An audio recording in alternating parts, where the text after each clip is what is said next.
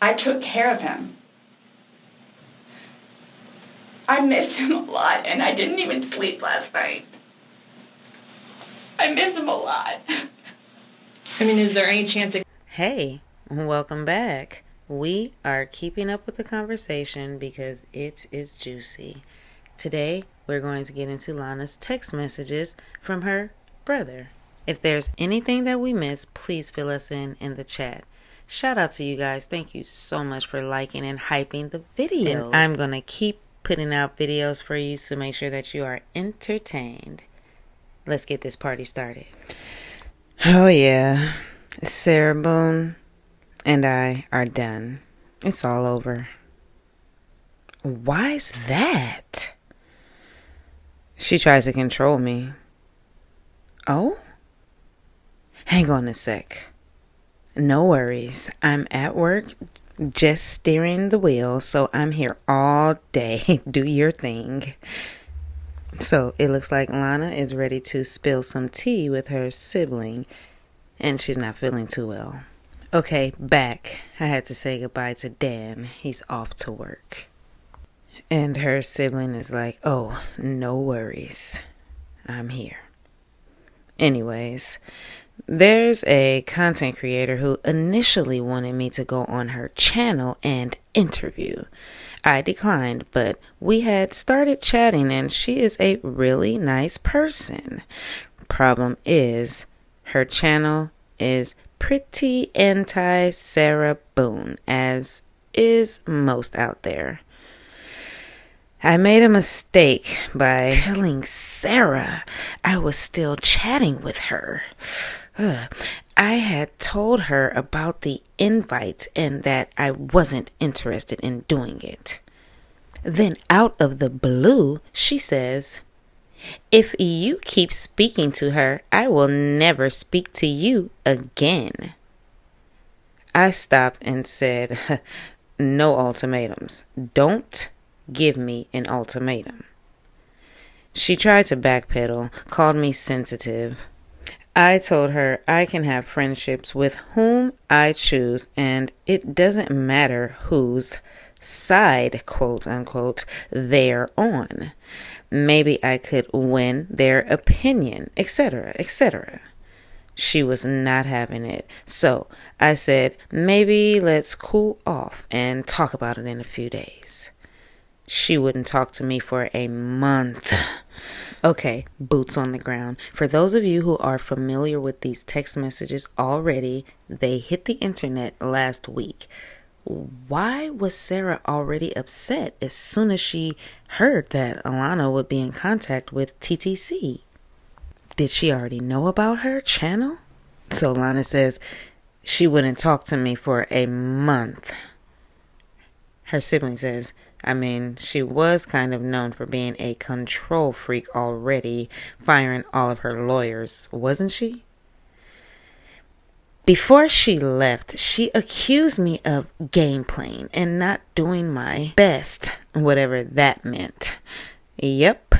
Anyways, I happen to have been on a live chat and someone knew I was Lana on there and asked me, hold on, here we go.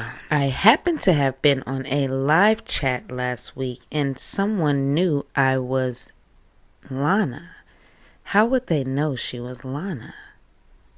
And they asked me the question of whether I still thought she was innocent.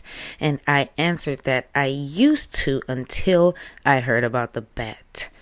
Well, another friend of Sarah's who thrives on drama, okay, I think she's talking about Australia, took a screenshot of my comments in the live chat and sent them to Sarah, including my saying hi to the content creator she told me not to talk to.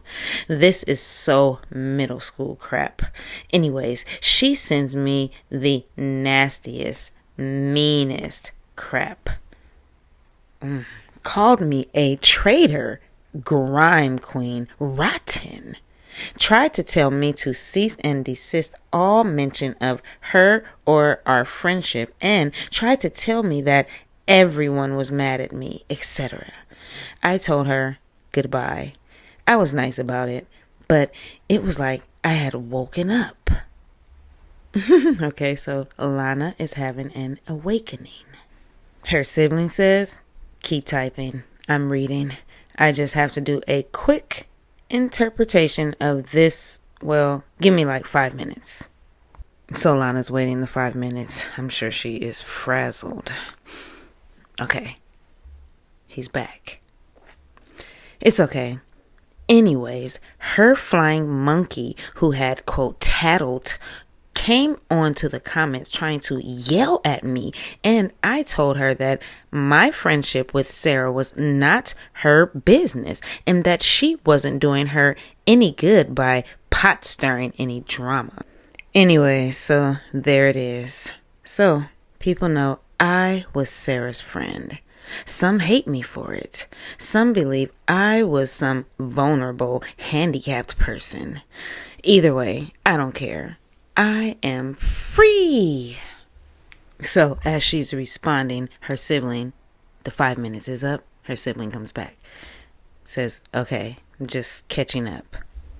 Sidebar, to be fair, how would anyone know that Lana was in the chat other than the creator and someone who knew her, like Sarah's other friend? She would have recognized the handle, right?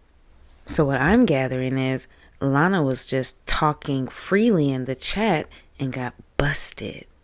And she's telling the other friend, like, hey, you're not going to do her any favors. You're just stirring the pot. It's going to cause trouble. And ultimately, Sarah will lose a friend, and she did. So Lana continues. Oh, I forgot one component. This next part, I can't tell many people. Certainly not the public for obvious reasons.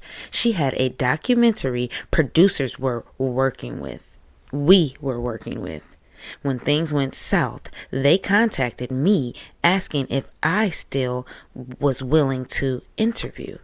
I told them as long as I would not be vilified. Well, they just let me know 2 important things.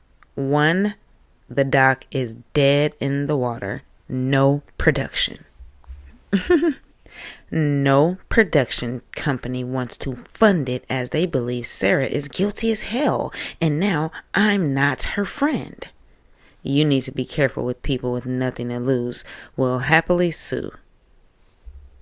You need to be careful. People with nothing to lose will happily sue. You just got on your feet financially recently.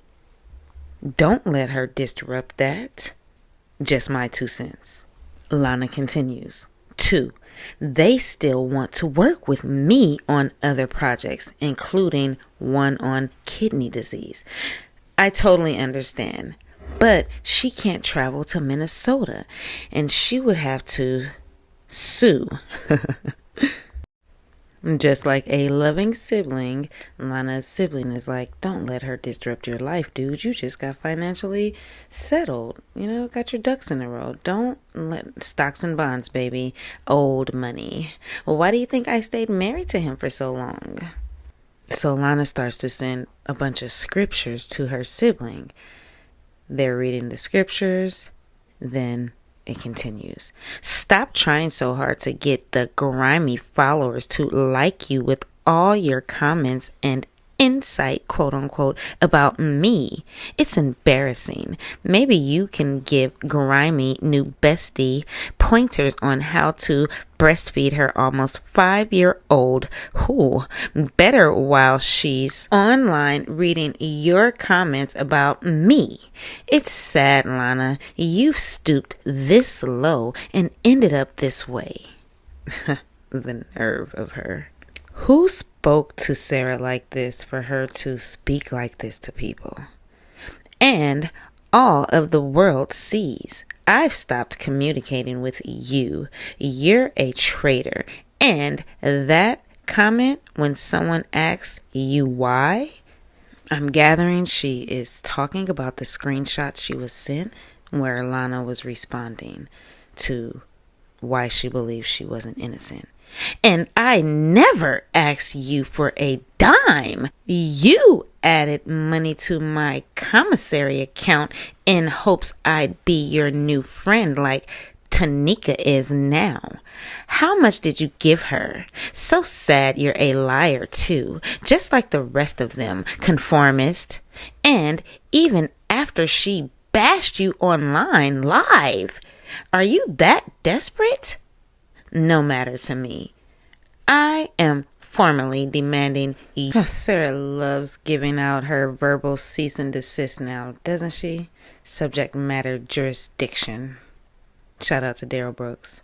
I am formally demanding you cease and desist discussing anything about me, my son, my case, my life with YouTuber Tanika. Stop talking about me as a whole and in every way, shape, and form. I added that. You're rotten, Lana. Cut and paste this message to all your grimies. Queen Grime herself. Shame on you. Happy reading, LOL. Queen Grime herself. Sarah is the queen of projection. Okay, Sarah is feeling betrayed. She's feeling betrayed over a YouTube post nonetheless, but she's feeling betrayed by her right-hand woman. These two were mean girls together. They were doing background checks and being stealthy, playing on the judge's phone, all sorts of things together, and now Sarah feels betrayed. So Lana says, don't show mom. I told her all about all of this, but she'll want to charge into the internet. Aw, mom. Her sibling is like, nope, I won't tell mom.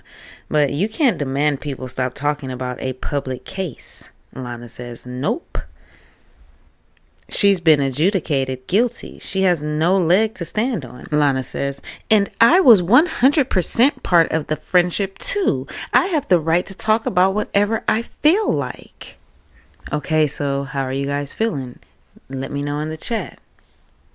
Leave some stars on our map below in the chat. You know we can't let Sarah outdo us. Don't forget. I hope you're enjoying this juicy, good read too. Ooh.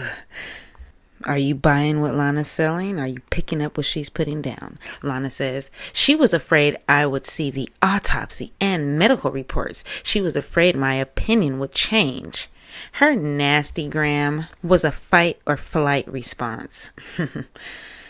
I mean, it's all public record. I would expect a friend who was helping me in my case to dig and be thorough. That's what I was doing.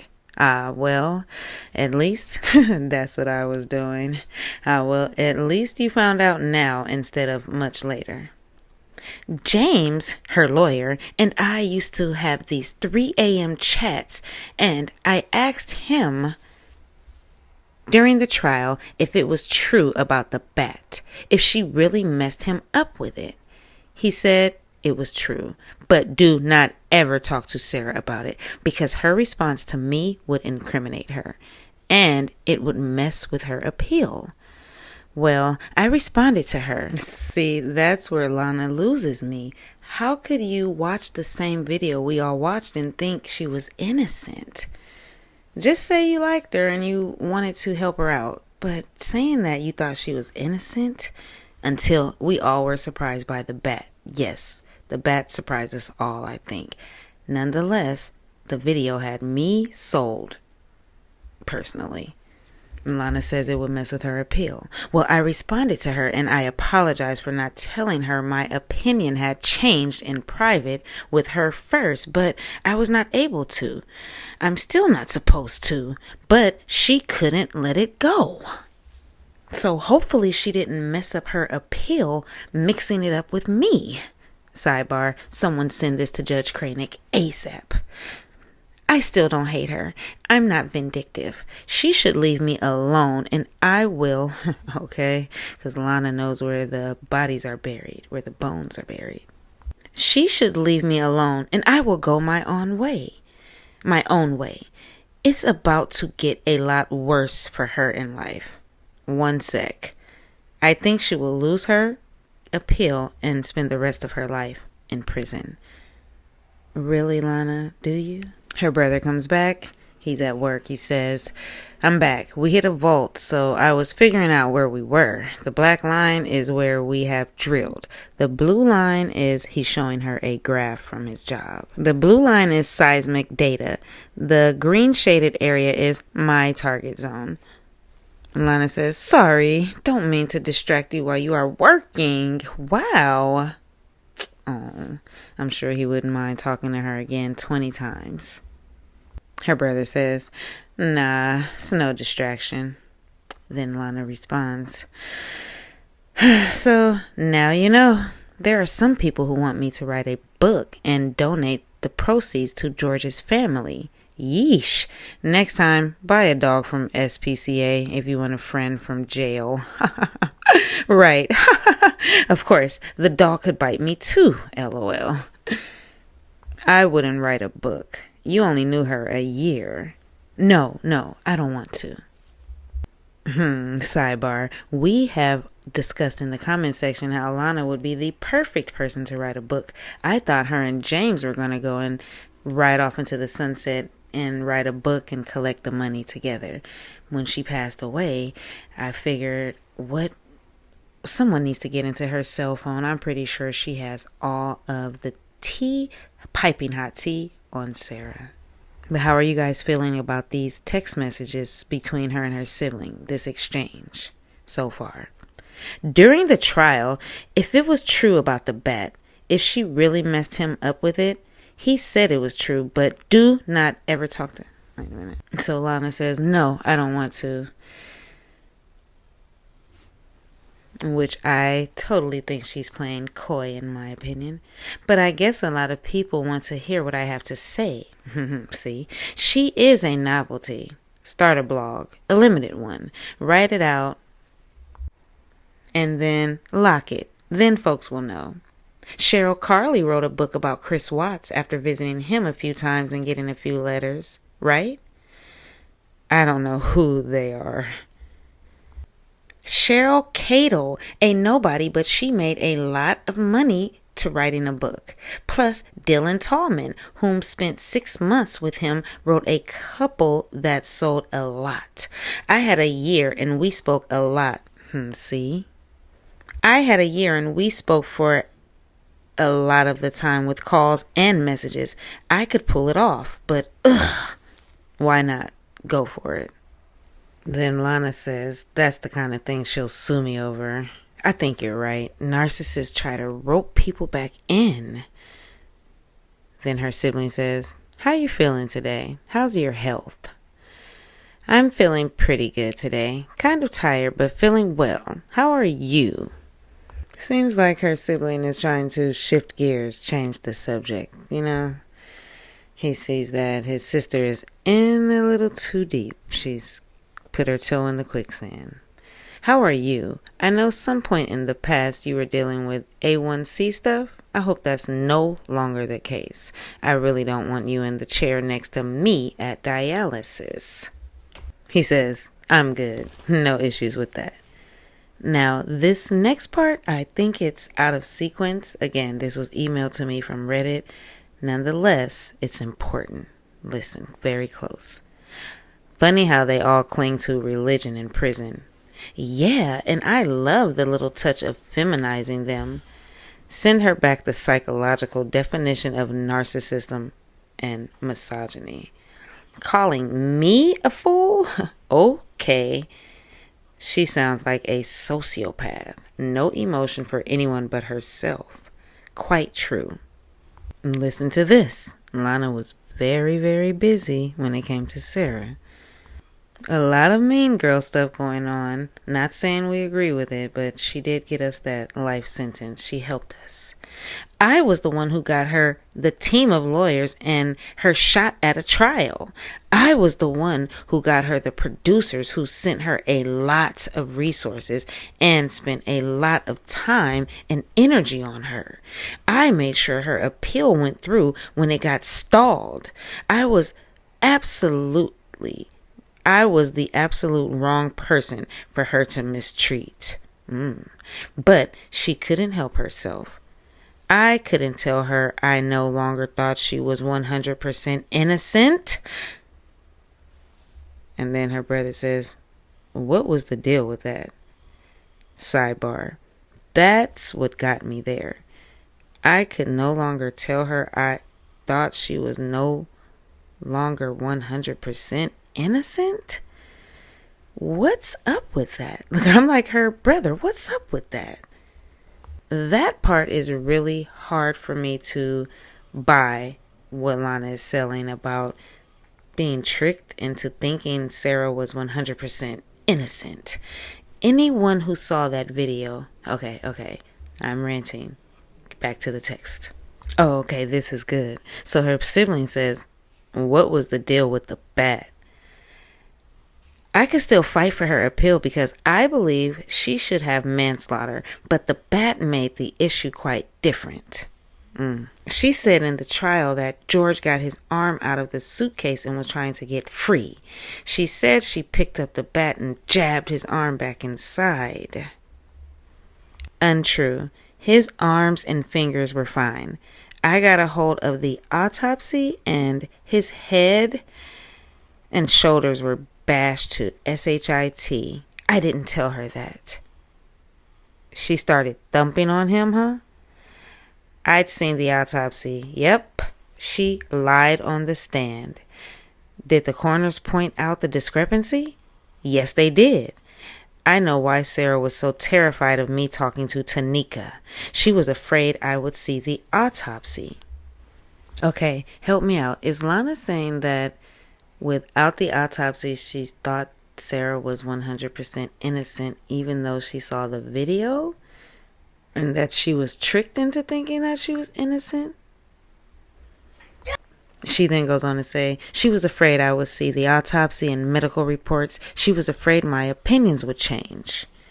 And we read this part, so it goes on. You can pause to read the text yourself. But what are you thinking? These are the text messages that were released on Reddit by Lana's brother. Seems like he was at work one day talking to Lana. She needed to vent and just get some stuff off of her chest after she and Sarah had a breakup. Sarah gave her an ultimatum and told her that she can no longer speak to a YouTuber, and Lana was frazzled. So if you are up to date, this is my first time reading this. I'm catching up on all of this myself. Let me know in the comment section. Please get us up to date. See you in the chat. If you made it this far, you know I appreciate you. And I'll see you on the next episode. Bye.